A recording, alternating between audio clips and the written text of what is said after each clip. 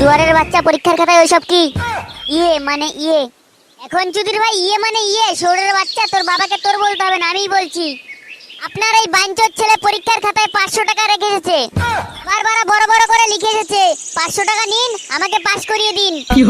এই গার মেরেছে। রানীকে বললাম কালকে আমাকে সকাল সকাল ডাক দিবি, এখন দেখা যায় ওই চোদনার জন্যই আমার দাঁড়াতে হচ্ছে।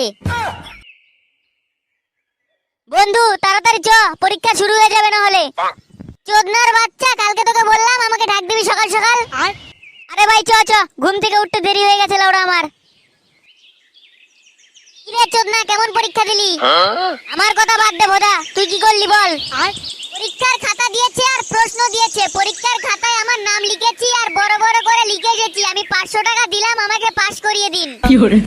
চ চ বাড়ি চ, একটু পরে সেগুনতলা মাঠে দেখা করবি, পার্টি করবো তুই আর আমি। তাই নাকি লাউড়া, তুই পার্টি দিবি? হ্যাঁ রে সেগো বাড়া, তাড়াতাড়ি চ।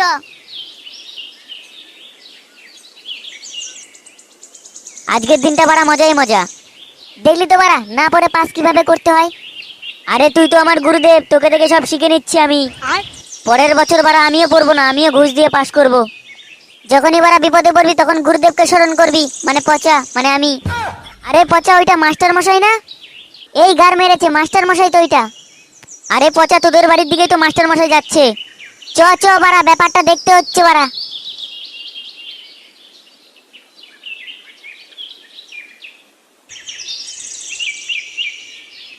আরে পচা, এ পচা, তাড়াতাড়ি বাইরে বেরিয়ে আয়, আজ তোর একদিন কি আমার একদিন।